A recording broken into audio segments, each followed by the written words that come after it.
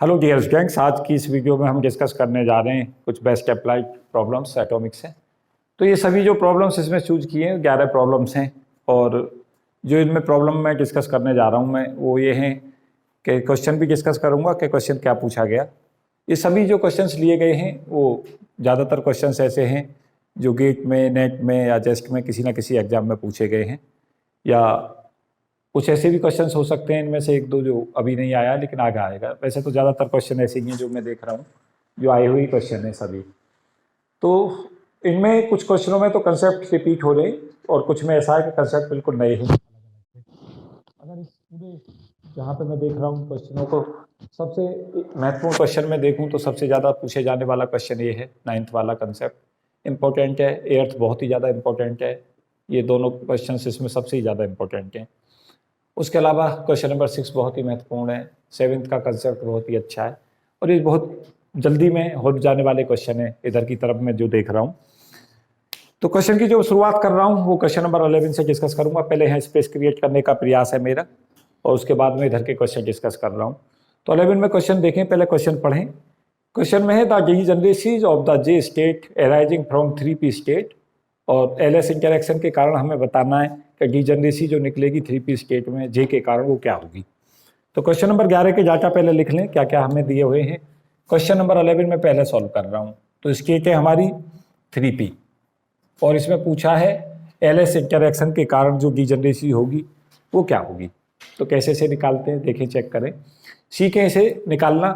यहाँ से जो होता है हमारा वो 2s+1 की वैल्यू है 3 होगी, क्योंकि ऊपर जो लिखा जाता है वो हमारी मल्टीप्लिसिटी लिखी जाती है। तो 2s+1 की वैल्यू 3 होगी, तो स्पिन हमें पता चलेगी कि स्पिन यहाँ पर क्या ली जानी चाहिए, 1। पी स्टेट के लिए एल की वैल्यू ले लें, एल की वैल्यू 1, तो S1 और L1। अब जे निकाल लो, जे की वैल्यू हमारे पास जाएगी L-S से लेकर कहाँ तक जाती है ये, L+S। और कभी भी जो अंतर है वो हमारा क्या होता है, 1 से ज़्यादा नहीं हो सकता और 1 से कम भी नहीं हो सकता, जो जे के डिफरेंस है। तो जब L-S लेके चलोगे तो ये वैल्यू हो गई 0, और मैक्सिमम वैल्यू इसकी 2 हो जाएगी, और अंतर 1 से ज़्यादा नहीं हो सकता, इसका मतलब 0, 1, 2। तो इसका मतलब हुआ जो ये स्टेट बनी वो स्टेट हमारी बनी 3p0, 3p1 और 3p2, ये बनी। अब डीजेनरेसी हमारी कैसे निकालते हैं, इस स्टेट की डीजेनरेसी जो होगी वो डीजेनरेसी का जो एक्सप्रेशन होता है mj की वैल्यू होती है, कितनी होती है डीजेनरेसी की, -j से लेकर +j तक जाती हैं। mj कितनी होती है पर्टिकुलर j के लिए, 2j+1 वैल्यू होती हैं। तो यहाँ से 2j+1 की वैल्यू कैसे निकालोगे, 0 है j, तो इसके लिए डीजेनरेसी जो निकलेगी वो 1 होगी। 2j+1 का मतलब j तो ये हो गया 0, तो 2 × 0 + 1, इसके लिए 3, इसके लिए कितना 5, यही हमें बताना था। आंसर 135 हो जाएगा। दिस आंसर जो क्वेश्चन में आया था वो 135 दे रखी थी। टोटल डीजेनरेसी पूछेगा तो कितनी लगा दोगे, 9। अब देखो क्वेश्चंस कैसे चेंज होता है। मैं एक चीज मैं बता दूं, मेरा एक बहुत ही फेवरेट शब्द बना होता है आजकल, फ्यूचर पॉसिबल क्वेश्चंस। जब भी मैं कोई टॉपिक डिस्कस कर रहा हूं तो ऐसा नहीं चाहता कि आपको केवल जहां तक क्वेश्चन आए हैं वहां तक ही रोक दो। मैं चाहूंगा कि कुछ ना कुछ फ्यूचर पॉसिबल पर देखें। आपका हो सकता है 3p पे पूछा गया था, अब पता चला 3g पे पूछ लेगा, कहेगा अब इसकी टोटल डीजेनरेसी निकालिए 3g स्टेट की। कैसे निकालोगे, s की वैल्यू को 1 लगा दो, l कितना हो जाएगा 2, j कितना हो गया बताओ 1, 2, 3, और डीजेनरेसी कितनी हो गई 1 के करस्पॉन्डिंग 2j+1 लोगे 3, 5, 7, ये आंसर हो जाएगा। अगर यहीं पे क्वेश्चन किसके लिए पूछे 3p की बजाय 3g स्टेट में कहे, ये डाटा सेम रखेगा। एलएस इंटरेक्शन के कारण पूछेगा डीजेनरेसी निकालिए, आंसर क्या लगा दोगे 3, 5, 7, और अगर टोटल डीजेनरेसी पूछे तो 15। अब आप तैयार रहें, 3g पूछ सकता है, हो सकता है 3g ना पूछे 3f पूछ ले। ये सब फ्यूचर के क्वेश्चन है। उसी तरीका से चलना। स्पिन की वैल्यू 1, एल की वैल्यू अब कितनी हो जाएगी 3, जे की वैल्यू एल माइनस एस से लेके एल प्लस एस तक ले जाना, सॉल्व कर देना। कर लोगे? आधी सफलता हमें क्वेश्चनों के सॉल्व करने में मिलती है। आधी सफलता तब मिलती है जब आप क्वेश्चन को लेते हैं और क्वेश्चन पे फर्दर क्वेश्चन सोचते हैं। और अगर आप दोनों चीजें कर रहे हैं तो आप सही तैयारी में। थ्योरी पढ़ें, कंसेप्ट सीखें, उन्हें अप्लाई करें। अप्लाई करने का फायदा कहाँ होता है? जब क्वेश्चन सॉल्व करते हैं। थिंकिंग आपकी कहाँ डेवलप होती है? जब नई क्वेश्चन क्रिएट करते हैं। तो आपको मैंने क्वेश्चन एक आया, एक तो मैं बता दिया, एक आगे के लिए दे दिया कि देखो ऐसे ऐसे आएंगे अब आगे क्वेश्चन। मुझे उम्मीद है कि आप कर लोगे, कोई ज़्यादा दिक्कत नहीं आनी चाहिए। इस क्वेश्चन को मैं रब कर देता हूँ, जिसको मैं सॉल्व करता रहूँगा, डिस्कस करता रहूँगा, उसे क्या करता रहूँगा, उसे रब करता रहूँगा, जिससे क्या हो स्पेस बनता रहे बोर्ड पर।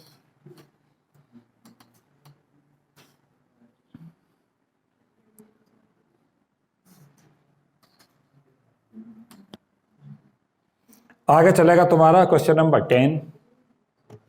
क्या कहता है? कहता है क्वेश्चन नंबर 10 में क्या बोल रहा है? ये गेट के क्वेश्चन थे, गेट के कॉम्पिटिटिव एग्जाम में पूछे गए हुए क्वेश्चन है ये, जो भी पूछे जा रहे हैं। क्या है इस क्वेश्चन में कि बोरॉन दे रखा है। बोरॉन में जेड कितना है 5। क्या कहता है इसका?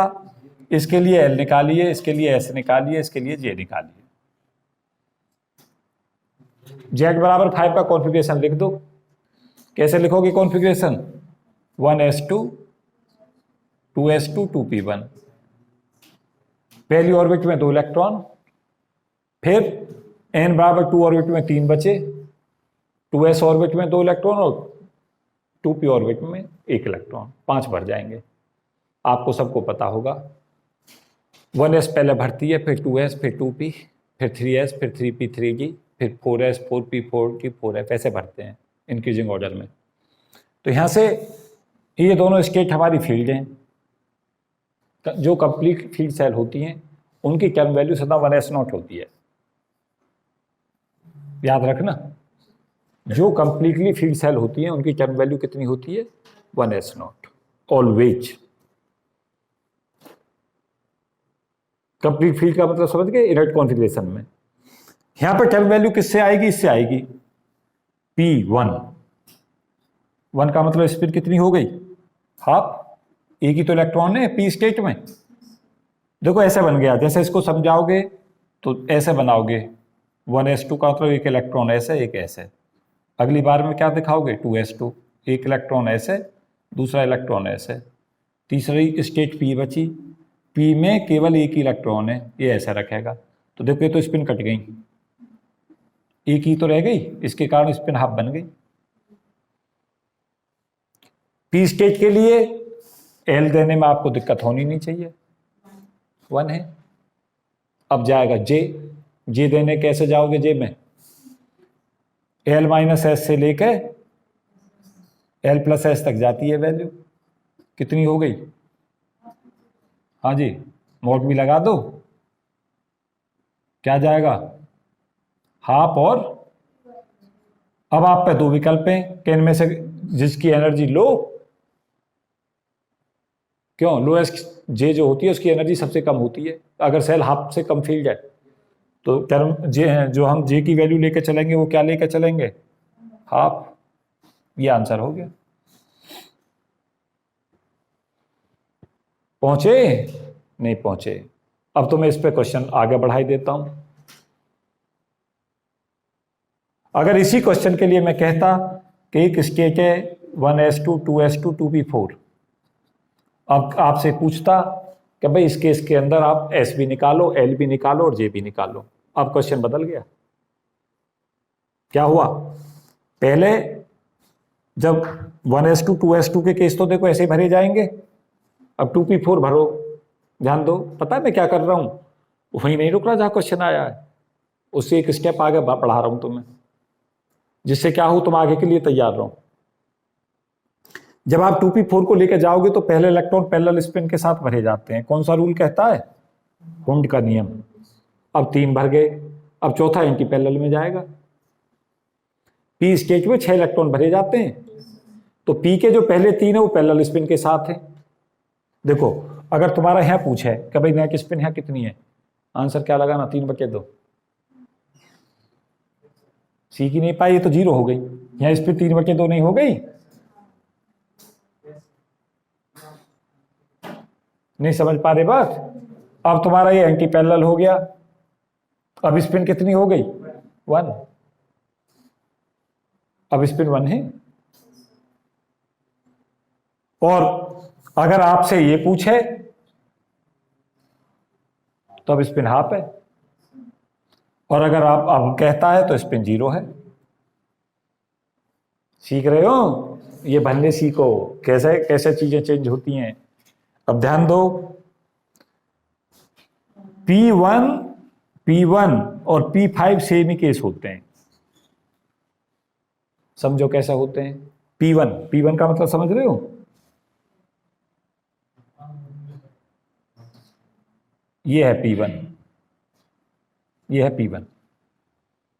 अब P5 पे जाओ, P5 कैसे लोगे?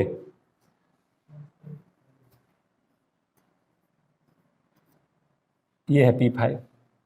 अगर तुमने देखा हो वहां भी स्पिन हाफ थी और यहां भी स्पिन हाफ है,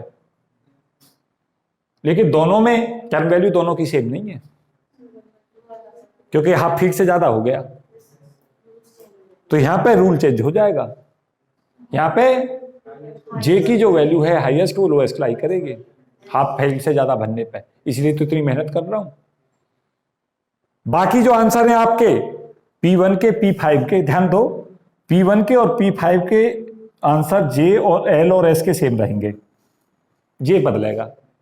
यहां पे जो P1 के लिए टर्म वैल्यू लेके चलोगे तो यहां पे लिखोगे P और S बराबर हाफ है तो 2 लगा दोगे यहां, और यहां पे लिख दोगे 2P हाफ। ये है इसकी टर्म वैल्यू। और अगर P5 के लिए टर्म वैल्यू लिखोगे तो 2P 3/2 है। सारा खेल ये समझा रहा था तुम्हें मैं। अब भी नहीं समझ पाए? क्यों? क्योंकि हाफ फील्ड से ज्यादा भर रही है यहाँ जब P5 है, और उसमें हाईएस्ट जे की वैल्यू लोएस्ट होती है। जे की वैल्यू 2 है तो हाईएस्ट जे का मतलब 3/2, इसकी एनर्जी कम होगी, इसलिए टर्म वैल्यू ये होगी।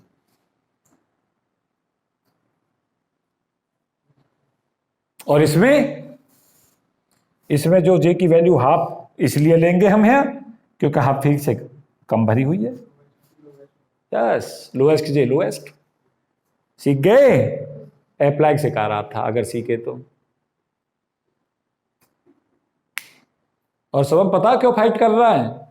लेक्चर छोड़ो और फिर ऐसे खो जाओ, ये क्या हो रहा है। ऐसे ही होता है, एक क्लास छोड़ते ही हम पीछे चले जाते हैं, 2 क्लास छोड़ के वहां पीछे चले जाते हैं, और 3-4 क्लास के बाद तो भगवान ही मालिक है। क्यों जी?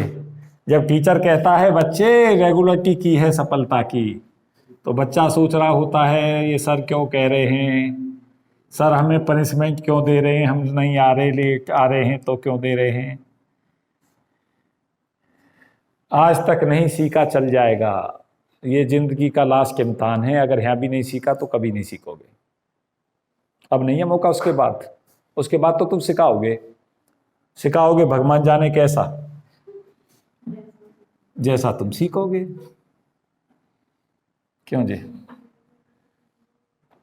हिंदुस्तान का सबसे पॉपुलर क्वेश्चन आज की डेट का, लैंग्वेज फैक्टर। हालांकि मैं इसकी फिजिक्स अभी नहीं पढ़ा पाया हूं, पढ़ाऊंगा तुम्हें, लेकिन इसका जो फॉर्मूला वो तो मैंने बहुत ही बार लिखा है। कितना क्वेश्चन आ रहा है ये पीछे, अगर पेपरों को उठा के देखोगे तो सबसे ज्यादा हॉट क्वेश्चन है एटॉमिक का, लैंग्वेज फैक्टर। इसका सिंपल फार्मूला आपको याद रखना है, G = 1+, हाँ जी बताएं क्या लिखूं? बिल्कुल सही। क्या क्या माइनस प्लस? क्यों जी? ये माइनस नहीं है क्या?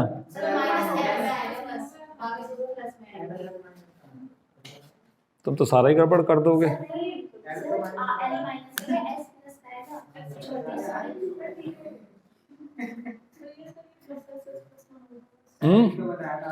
ये मैं बताता हूँ, अभी रुक जाओ, थोड़ी देर रुको ना, थोड़ी देर। ये तुम्हें ध्यान दो, मेरी बात है, ध्यान दो। बेसिकली जो एक्सप्रेशंस है उसमें तुम्हें एक ही चीज याद रखनी है, क्या? एल एल प्लस वन, जो तुम्हारा एल और जो तुम्हारा जे और एस है वो तो सेम बिहेवियर का रहता है, और एल का बिहेवियर अलग रहता है। तो आपको क्या करना होता है कि जो हमारे पास में फॉर्मूला तुम लिख रहे हो उसमें J J plus one plus S S plus one यहां लो, माइनस यहां पे लो L L plus one upon ये बनेगा। अगर अब इसमें कुछ डाउट हो तो मुझे बताओ। ये है जे का लैंग्वेज इफेक्टर का फॉर्मूला। और एक फंजा तो मैं सिखाई दे रहा हूं, अगर तुम्हें ये पता ना चले कि भाई गलत और सही हुआ या ना हुआ, कई बार क्या होगा तुम कंफ्यूज होगे। तो मैं बताऊं सबसे बढ़िया तरीका है जो मैं तुम्हें सिखा रहा हूं। अगर एस की वैल्यू को 0 रख के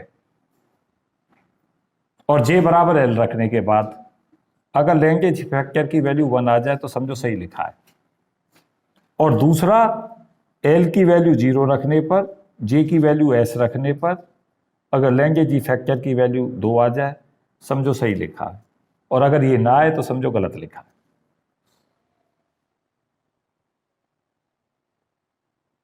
बात समझ में नहीं आई?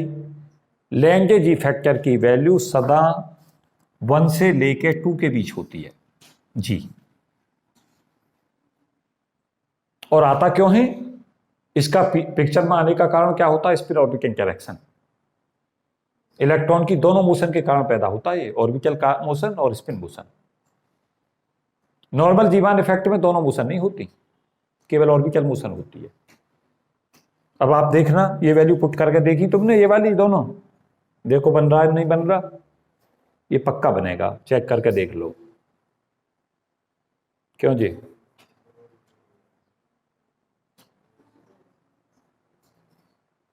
बना नहीं बना? चेक किया? हाँ जी। अगर बन गया तो तुम सही जगह जा रहे हो। अब स्टेट कौन सी? स्टेट ऐसे तुम्हारी 3d3 इसके लिए चाहिए। एक तो आप आंसर में सदा याद रखना, लैंग्वेज इफेक्टर का आंसर कभी भी 1 से कम मार्क नहीं करोगे, 2 से ज्यादा नहीं करोगे। इसकी वैल्यू मैक्सिमम 2 होती है, मिनिमम वैल्यू 1 होती है, और सदा इसके बीच में लाई करता है। Value of language effector is always lie between 1 to 2. Minimum value of language factor may be 1 and maximum value of language factor may be 2.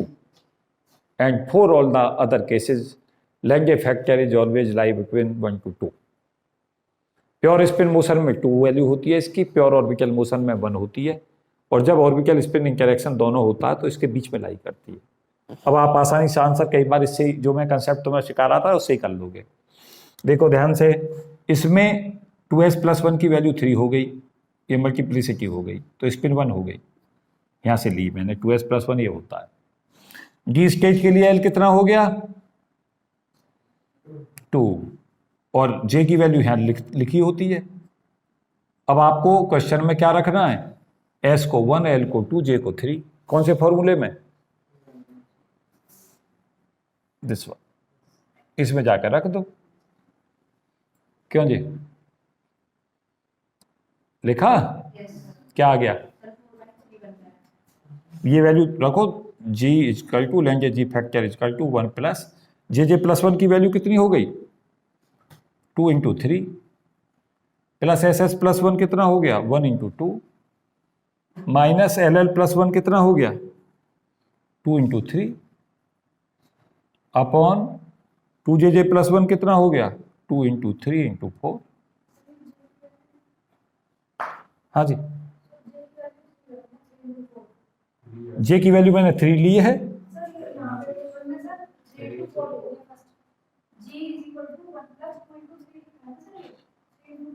यहाँ पे जे प्लस 1 में देखता हूँ अभी, हाँ 3 इंटू 4 सही है, 3 इंटू 4 कर दो जे प्लस 1। एस प्लस 1 हमने सही किया, 1 इंटू 2 और एल प्लस 1 सही किया। अब इसको सॉल्व कर लो, बताओ मुझे कितना आया। 1 प्लस 12 तो ये बना, 2 माइनस 6 24, 1 प्लस 1/3। देखो बच्चों, देखो कैसे क्वेश्चन कई बार सॉल्व होता है। मैं तुम्हें शॉर्ट ट्रिक देता हूँ। कई बार बच्चे सोच रहे होते हैं सर आपने पेन नहीं लगाया, आंसर बता दिया। कैसे बता देते हैं कई बार, देखो जैसे सपोज कि इसी क्वेश्चन में आंसर हमें 4 दे। एक उसने कहा लेंगे जी फैक्टर की वैल्यू G1 आती है, एक में कहता है B की वैल्यू G बराबर 2 है, C में कहता है G की वैल्यू 3/5 है, डी में कहता है G इजकल टू 4/3 है। अब आपको पेन लगाने की जरूरत थोड़ी थी, सॉल्व भी मत करते। 1 तो इसलिए नहीं हो सकता क्योंकि इसमें क्या आ रहा है, ना तो S0 है ना L0 है, ये इसलिए नहीं हो सकता। ये इसलिए नहीं हो सकता L और S की फाइनाइट वैल्यू है, ये भी नहीं हो सकता। ये 1 से कम हो गया तो ये हट गए, बस एक ही बचा रहेगा, इसे लगा दो। इसे कहते हैं शॉर्ट ट्रिक। पेन भी नहीं लगाया, सॉल्व हो गया आंसर। लेकिन क्या पता हो आपको ये कंसेप्ट पता हो कि जब हम स्पिन को 0 लेते हैं तो लैंग्वेज फैक्टर 1 होता है। यहाँ पे आप स्पिन को 0 ले ही नहीं रहे तो G बराबर 1 नहीं ले सकते। जब ऑर्बिटल मोशन को 0 लेते हैं तब आपका लैंग्वेज फैक्टर 2 होता है प्योर स्पिन मोशन के लिए, वो भी नहीं है केस। जब आपका L और S की वैल्यू फाइनाइट आ गई तो लैंग्वेज फैक्टर 1 और 2 के बीच आना था, इसलिए 1 2 तो रिजेक्ट ही हो गए। 1 से कम हो नहीं सकती वैल्यू, एक ही आंसर रह गया। अब आपका ये मेथड फेल हो गया, उसने लैंग्वेज फैक्टर की वैल्यू दे दी 4/3, 5/3, 6/5, 7/5। अब कैसे आप कर लोगे? आपका ये जनरल कंसेप्ट फेल हुआ। अब आपको फॉर्मूला चाहिए, इसलिए क्या करो, फॉर्मूला की है सफलता की। फॉर्मूला आपको याद हो, उसमें वैल्यू पुट करो। फॉर्मूला गलत सही को वेरीफाई करना तुम्हें आना चाहिए। अगर तुम्हें बहुत तेजी से सॉल्व करने अगर प्रैक्टिस हो गई तो आप खुद ही कह दोगे कि सही लिखा, हमने गलत लिखा। जैसे मैं कुछ गलत लिख देता तो मेरी फिर इस कंडीशन को अभी नहीं कर पाता वो फॉर्मूला, उससे मुझे पता चल जाता कि मैंने गलत लिख लिया। तो आपको क्रॉस चेक करने का तरीका पता हो तब कर दूं। कौन सा क्वेश्चन डिस्कस कर रहा था? 9। इस वीडियो का सबसे अच्छा क्वेश्चन यही है। ये मत कहना कि बाकी के इंपॉर्टेंट नहीं है, कुछ भी आ जाएगा इनमें से, लेकिन ये ज्यादा का मतलब हॉट टॉपिक है, पूछा ही जा रहा है लैंग्वेज फैक्टर। मुझसे पूछो लैंग्वेज फैक्टर किसका पार्ट है तो मैं कहूंगा जीमान इफेक्ट का। अगर लैंग्वेज फैक्टर आप जानते हैं तो आप एनामोलस जीमान इफेक्ट जानते हैं। आज नहीं पढ़ा रहा, कभी फिर पढ़ाऊंगा तुम्हें। अब क्वेश्चन आ गया हमारा 8th, क्या आ गई? डीजेनरेसी निकालनी है कौन सी स्टेट की? 3f स्टेट की डीजेनरेसी। तो 2s+1 की वैल्यू कितनी बच्चे हो? s कितना हो गया? 1। f स्टेट के लिए l बता दो कितना। अब j निकाल लो। क्यों जी? 2 3 4। l माइनस एस से l प्लस एस तक ले जाओ। जैसे ही l माइनस एस लेकर चलोगे तो 2 हो जाएगा, और 3 + 1 तक जाओगे तो 4। तो एक से ज्यादा का अंतर नहीं होता, तो 2 3 4 ले लो। अब डीजेनरेसी कैसे निकालोगे? 2j+1 होती है डीजेनरेसी, तो इसकी 5 हो गई। अब इनको टोटल डीजेनरेसी पूछी है तो टोटल ऐसे निकल जाएगी। कितनी आ गई? कुछ दिक्कत हुई? मैं अभी डिस्कस ही कर रहा था पीछे किसी लेक्चर में। जे को 1 इसलिए नहीं ले सकते क्योंकि हाँ मॉड l माइनस एस होती है ना वैल्यू, तो एग्जिस्ट ही नहीं करेगा। अब इसकी टर्म वैल्यू अगर लिखने को देना तो ऐसे लिखोगे 3f2 3f, ये हो गया।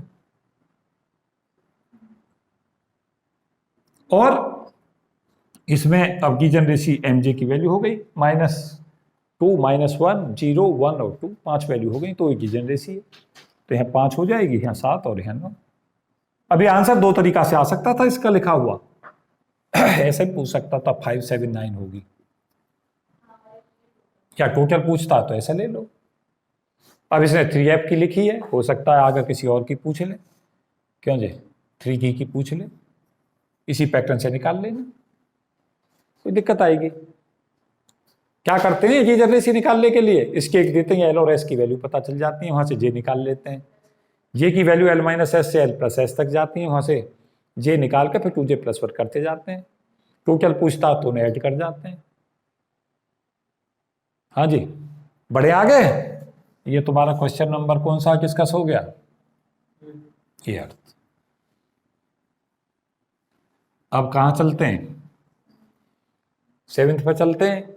मैंने एक ही चीज कहा था, अभी पढ़ा रहा था तुम्हें एल एस कपलिंग, उसमें कहा था कि जिसकी वैल्यू सबसे एस जिसका सबसे ज्यादा उसकी एनर्जी सबसे कम। सबसे ज्यादा एस किसका है, यहाँ देखो स्पिन देखो, यहाँ स्पिन 1, यहाँ 0, यहाँ 1, यहाँ स्पिन 0, यहाँ स्पिन 2, यहाँ स्पिन 1, क्योंकि 2s प्लस 1 होता है यहाँ ऊपर जो लिखा होता है, तो 2s प्लस 1 की वैल्यू 5 हो गई यहाँ, तो s की वैल्यू कितनी हो गई 2। सबसे ज्यादा s इनमें स्टेटों में इसका है, जिसका s सबसे ज्यादा उसकी लोएस्ट एनर्जी, क्यों जी। अब तुम तो इतने पर रुक गए, मैं इसके ऑर्डर ही करे दे रहा हूं सारे थे। 5s के पास, अब आपके पास इसकी एनर्जी सबसे कम हो गई। अब दूसरा केस ढूंढो, इसका क्रम ढूंढना है।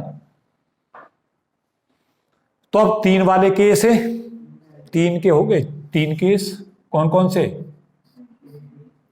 3g 3p, फिर दूसरा क्रेडिट किसको देते हो, एल को। अब स्पिन तो है सबकी सेम है, जिसका हाईएस्ट एल उसकी लोएस्ट एनर्जी, क्यों जी। तो इसका हो गया, तो एनर्जी अगली किसकी गई। आपका कंसेप्ट कौन सा लगा दोगे, highest L have the lowest energy, ये लगाया आप। अब ये तो इसकी हो गई, अब यहां तो स्पिन तो सबकी सेम है, इसके बाद इसका है, इसके बाद एल इसका है, तो किसकी गई 3p। उसके बाद अब देखो, इसका तो स्पिन ने तय कर दिया था काम, इसको हाईएस्ट एल से लिया गया, हाईएस्ट एल की वैल्यू लोएस्ट होती है। अब फिर आगे पहुंचो, अब कौन सा केस बचा, 1p और 1d बचे। अब यहां पे स्पिन दोनों की सेम है, अब इनमें फिर से देखो हाईएस्ट किसका एल है, तो यहां पे 1d आ जाएगा अगला एनर्जी लेवल, और सबसे ज्यादा किसकी हो गई एनर्जी। अब तुम्हें मैंने क्या सिखा दिया, क्वेश्चन एक पूछा था, इतनी सारी चीज सिखा दी इसी में।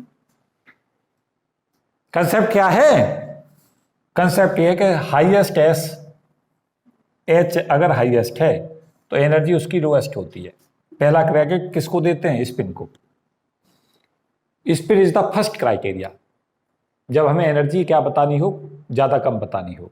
दूसरा क्राइटेरिया क्या है, highest L energy lowest, second criteria. और थर्ड क्या है, लोएस्ट जे एनर्जी लोएस्ट, ये है। और ये कब तक लगता है, हाफ फील्ड सेल से कम पे लगता है। और अगर सेल हाफ फील्ड से ज्यादा है तो हाईएस्ट जे की एनर्जी लोएस्ट होती है।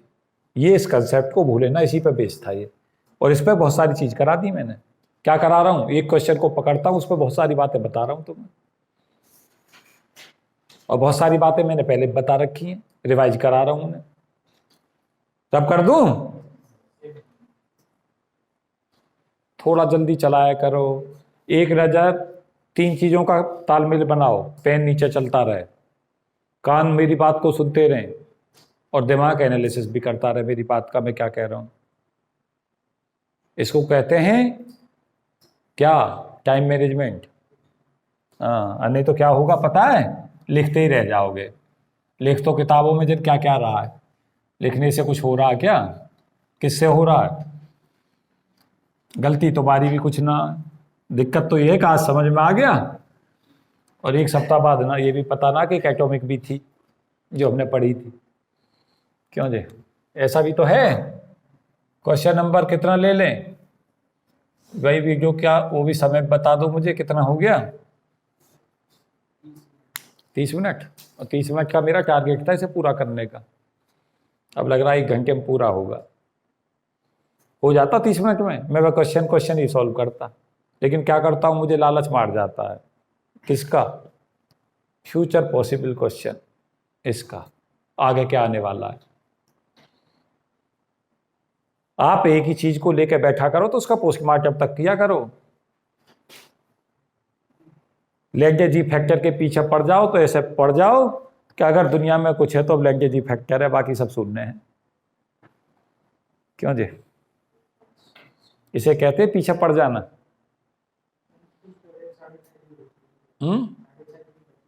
बस जल्दी खींचें, चलो खींच दिया। 3d3 में देखो 3 इलेक्ट्रॉन है डी स्टेट में, तो स्पिन कितनी हो गई? हाफ, हाफ और हाफ। कौन कहता है? रूल कहता है, हुन रूल, पैरेलल स्पिन रखते हैं एज फार एज पॉसिबल। तो नेट स्पिन, पैरेलल स्पिन रखेंगे तो नेट स्पिन कितनी? स्पिन निकल गई हमारी। और डी के लिए एल कितना? 2।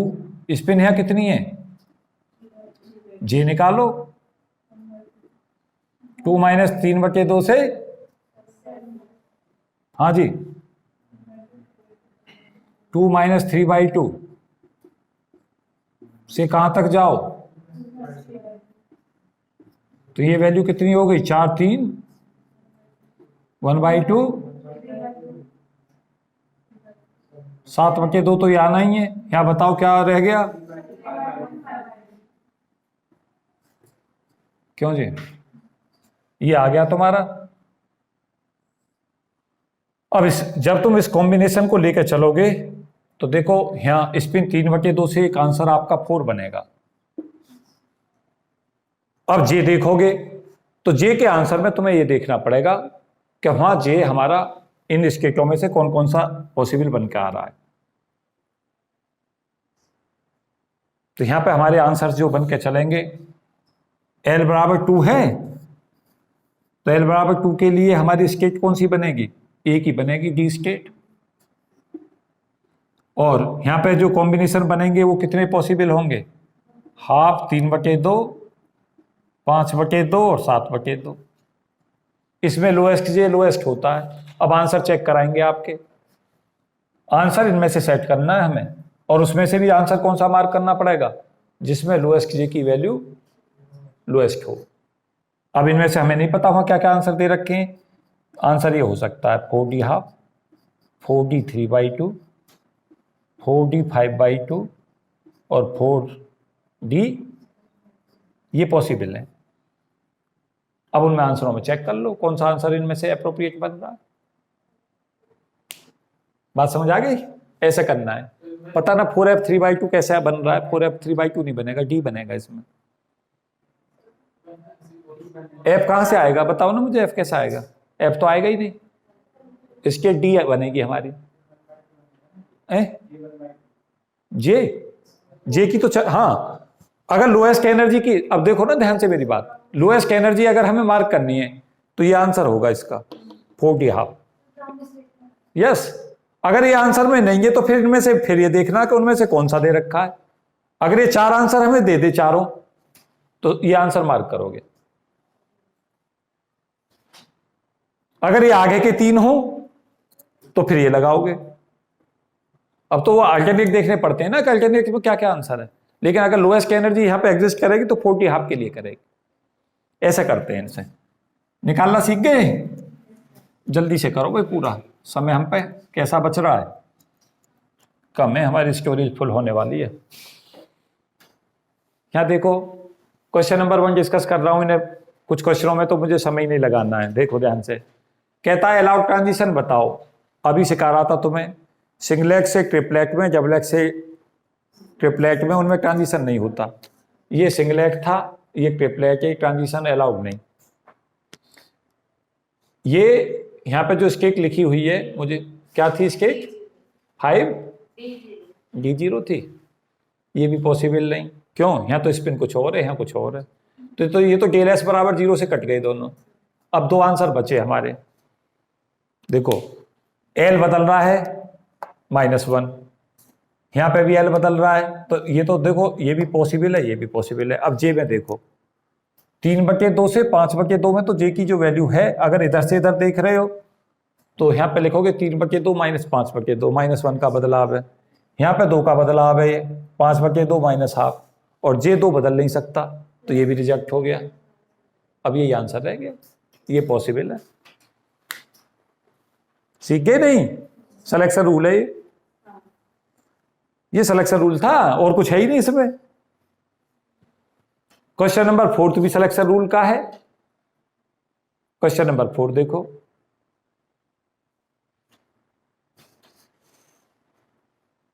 ध्यान दो।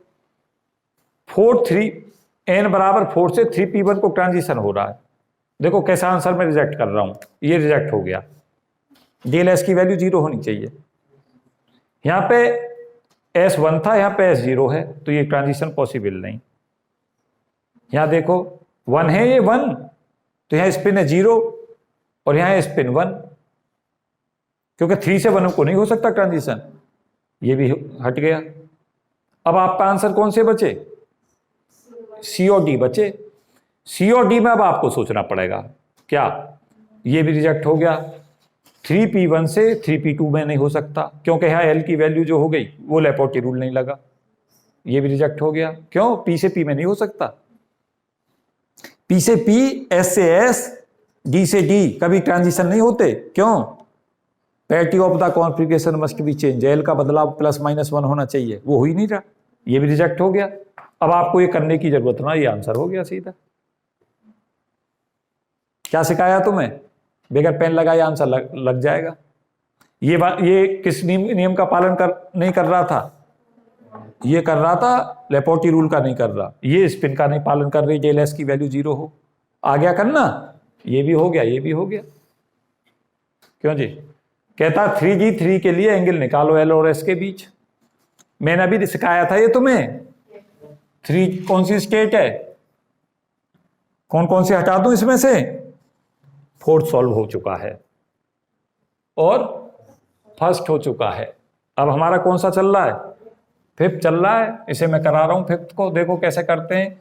3G3 के लिए क्या पूछा है? एंगल पूछा है एल और एस के बीच। कैसे निकालोगे? देखो जे की वैल्यू लिख दो L+S, जे डॉट जे कर लो, क्या आ गया? L+S डॉट L+S, ये जे स्क्वायर हो गया, ये L² + 2S² + 2L dot S हो गया। ये क्या बन गया? cos LS। इनके बीच एंगल कितना बन गया? A डॉट B की वैल्यू जो होती है वो AB cos थीटा होती है, वही लगाया है मैंने। तो इनके बीच में जो एक्सप्रेशन आ जाएगा वो आ जाएगा J² - L² - S²/2। इसे फॉर्मूले में जाकर पुट कर दो, JJ+1 और ये LS भी तो आएगा यहाँ, -LL+1 -SS+1 upon 2 √LL+1 √SS+1।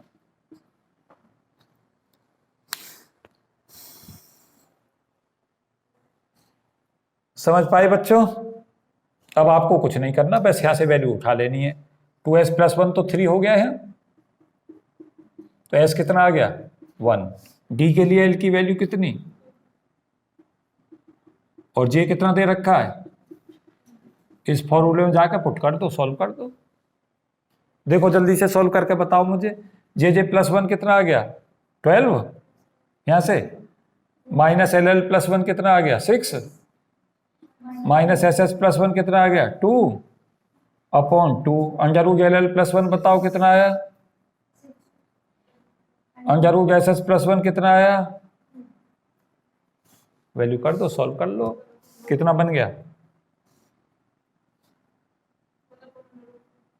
1/√3 आ रहा है भाई। ये आंसर लगाना तो क्या बचा रह गया इसमें, कोई ऐसी दिक्कत नहीं। ये मैंने करा रखा है ये कंसेप्ट, cos LS के बीच का एंगल का ये फॉर्मूला मैंने ड्राइव कर रखा है, इसी में वैल्यू पुट करनी है। एक बार फिर करा दिया तुमने। कौन सा हो गया क्वेश्चन सॉल्व? अब आपके दो बच्चे रह गए, कौन कौन से? क्वेश्चन नंबर 2 और क्वेश्चन नंबर 3।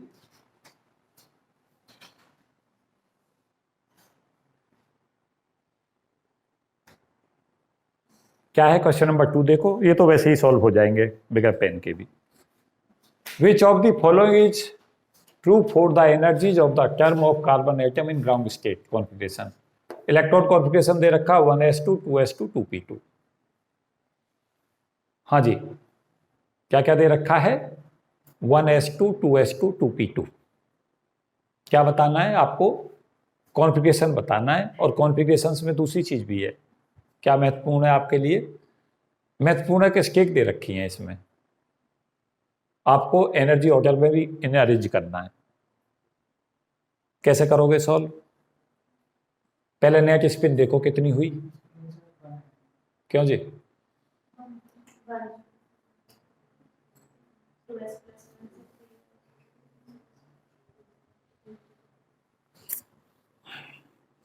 देखो, अगर यहाँ पे आप देख रहे होगे आंसरों में, तो एक चीज मेरी समझ आ रही है मोटी मोटी, जो आपकी में भी आनी चाहिए। क्या आ रही है? कि जो हमारे 3 लिखे हुए हैं यहाँ, देखो 3 3 3 3, तो P2 स्टेट के अंदर 3 केवल तब आ सकता है जब इलेक्ट्रॉन कैसे रखें? Parallel spin. पैरेलल स्पिन रखेंगे तो हमारे पास में वैल्यू क्या आ जाएगी? 1 आ जाएगी। तो यहां पे 1 आते ही 3 3 हमारे पास अपने आप आ जाएंगे। अब आंसर में देख रहे होगे तो 3p तो सब में आ रहा है, तो इसमें तो कुछ सोचना ही नहीं है। 3p की एनर्जी सबसे लोएस्ट होगी। वो कंसेप्ट ये लग गया कि स्पिन जिसकी हाईएस्ट उसकी एनर्जी लोएस्ट। लेकिन 3p के साथ साथ इसने क्वेश्चन में क्या काम किया है, ध्यान दो, इसमें 1 भी लगा रखा है। क्वेश्चन में क्या लगा रखा है? 1 1 1 1 1, ये लग रहा, देखो। तो अब आप विकल्पों पे सोचो, विकल्प कैसे दोगे? कि अगर पैरेलल स्पिन थे तो स्पिन हमारी 1 हो गई और मल्टीप्लिसिटी 3 हो गई। पी स्टेट थी तो पी टर्म आ गई, इसलिए 3p तो देखो इसलिए आ गए। अब आप पे विकल्प क्या रहा? अगला है स्पिन। आपको देखना कि पी में ऑर्बिट में 2 इलेक्ट्रॉन हैं, लेकिन उनकी 2 पॉसिबिलिटीज हैं। या तो दोनों स्पिन पैरेलल रखें, और अगर लिमिटेड केस में ऐसा हो कि एक की पैरेलल स्पिन जाए और एक की पैरेलल एंटी पैरेलल जाए, तो नेट स्पिन 0 हो जाएगा। तो वहां से 1 स्पिन जो हमारी है स्पिन 0 हो जाएगी और मल्टीप्लिसिटी 1 पैदा हो जाएगी। ये इसलिए 1 पैदा हो सकते हैं ये। अब आपके पास विकल्प क्या है? अब इनमें विकल्प चूज करें। विकल्प चूज करते समय आपको ये देखना है कि वो स्टेट एग्जिस्ट भी कर जाए, तो आपको ये पता चलेगा कि 1 के साथ में यहाँ जो स्टेट है पी स्टेट के बाद अगर इन दोनों एनर्जी अंतरालों को देखोगे तो अब उसके ऊपर आपको ये कंसेप्ट लगाना पड़ेगा कि जो हमारी हाईएस्ट वैल्यू है एल की, उसकी एनर्जी लोएस्ट होती है। उस ऑर्डर पे भी तो जाओ। तो यहाँ पे क्या हुआ? ये हमारे पास में पॉसिबल है, क्योंकि इसके बाद ये तो हमारी हाईएस्ट है, इसके कारण लोएस्ट एनर्जी है, 3p स्टेट आ गई। 1d स्टेट हमारी क्यों आ गई आंसर में? हाईएस्ट है, लोएस्ट होना चाहिए, और ये इसके बाद इसकी एनर्जी पॉसिबल है। तो ये मोस्ट अप्रोप्रिएट आंसर है। अब इनको रिजेक्ट करो, बाकी को इनको करो रिजेक्ट। देखो, हाँ जी, बी तो हमारा इसमें क्या हो रहा है? यहाँ एल की वैल्यू हमारी लोएस्ट है इसमें, और एनर्जी इसकी मजमा आ रही है, मतलब इससे ज्यादा आ रही है, तो ये तो वैसे रिजेक्ट हो गया। अब ये देखो 1f 1s और 1f 1d, इसमें देखो कौन सा रिजेक्ट हुआ उसी कंसेप्ट पे। हाँ जी, कोई सा नहीं रिजेक्ट हो रहा, इनमें से एक और रिजेक्ट हो जाएगा उसी कंसेप्ट से। नहीं हो रहा, दोनों में से कोई सा भी रिजेक्ट नहीं हो रहा। तो अब तुम इन तीनों में से इस आंसर को क्यों मार्क कर रहे हो, बस ये समझा दो मुझे।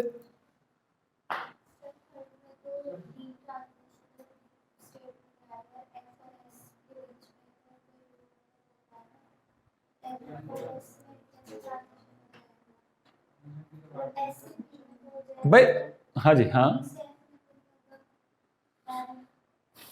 नहीं, वो रीजन नहीं है कुछ। नहीं, मैं ये कह रहा हूं कि ये देखो, ये तो पॉसिबल ही नहीं है। अगर ये 3 पॉसिबल है तो इनमें से इस आंसर को हम क्यों ऑप्ट करें, मैं ये पूछ रहा हूं। हैं? 1F तो एग्जिस्ट ही नहीं करेगी, करके देख लो। 1F एग्जिस्ट की बात नहीं है, देखो मैं तुम्हें बताऊं, 1F से भी तय नहीं होगा। मैं तुम्हें अगली चीज समझाता हूं, उसको सुनो। हमारे पास में जो p ऑर्बिट है, जो यहां p ऑर्बिट है, इलेक्ट्रॉन जब भी जाएगा वो p स्टेट के पास, जो उसकी नेक्स्ट पॉसिबल स्टेट होगी, वो उससे दूर नहीं जाएगा। और p स्टेट के पास स्टेट कौन सी है? d स्टेट है या s स्टेट है? तो आप देख रहे होगे ये f और d तो p से बहुत दूर चली गई।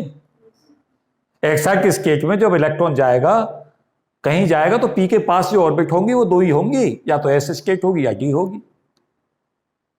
तो उसकी जो स्टेटों में परिवर्तन आएगा वो वहीं पे मिलेगा तुम्हें, उसी के आसपास। तो ये तो तुम्हारे पास में f और d स्टेट तो दूर चली गई नहीं उसके, और ये तुम्हारे पास 1F और 1S में यहां बहुत गैप है। तो यहां गैप भी देखना पड़ेगा कि जो स्टेटों का गैप है, क्योंकि p के पास d स्टेट आनी चाहिए थी, और d के बाद में इलेक्ट्रॉन, जो एक इलेक्ट्रॉन है वो d स्टेट में कई सारे इलेक्ट्रॉन आ सकते हैं, तो वहां जाएगा नहीं। तो आपके पास में d स्टेट ही आंसर जाना चाहिए था। देखो ध्यान दो, p स्टेट के बाद इलेक्ट्रॉन अगर जाएगा कहीं तो वो हमारा d स्टेट में जाएगा। d का तुम देखना सेकंड ऑर्डर पे कहीं ऑर्डर में है ही नहीं आंसर, एक ही जगह आंसर है, वहीं से मार्क हो जाएगा। फिर दूसरा हमें इस चीज को भी देखना है कि हाईएस्ट स्केल की वैल्यू लोएस्ट हो, उसमें ऑर्डर देख लेंगे, इससे हमारा आंसर मार्क हो जाएगा। तो बेसिकली क्या होता है कि कई बार क्वेश्चंस की हमारे पास, जब हमारे पास चॉइस होती है तो उन्हीं में आंसर देखना पड़ता है कि मोस्ट अप्रोप्रिएट कौन सा बन रहा है। तो रिजेक्शन मेथड लगाएं, उसमें छोटा सा कंसेप्ट लगाएं तो जल्दी से निकल जाता है। इस क्वेश्चन को देखें जल्दी सॉल्व करने से। क्या कहता है क्वेश्चन नंबर 3 में, जस्ट का आया हुआ क्वेश्चन है। बच्चे आजकल काफी डिमांड कर रहे हैं जस्ट के क्वेश्चनों की, तो उसी को देखते हुए मैंने क्वेश्चन ले लिया इसमें वीडियो में। ये सभी क्वेश्चन जो जितने भी हैं वो सब आए हुए क्वेश्चन है, गेट नेट जस्ट सब एग्जामों की आए हुए क्वेश्चन है। 3 में क्या देख रहे हैं, हाइपोथेटिकल वर्ड में कह रहा है कि इलेक्ट्रॉन की स्पिन 3/2 अगर होती नहीं है, हाफ होती है, 3/2 अगर होती, तो कहता है what will be the electronic configuration for element with Z बराबर 5। Z बराबर 5 के लिए कॉन्फिगरेशन हमारा क्या होता? कोई बताएगा क्लास में? हाँ जी, एक बात बताओ, जब सपोज किया S में स्पिन हाफ की वजह से ही तो 2 इलेक्ट्रॉन होते हैं, एक प्लस हाफ स्पिन के साथ में और एक माइनस हाफ के साथ। अगर स्पिन 3/2 होती तो 4 आते।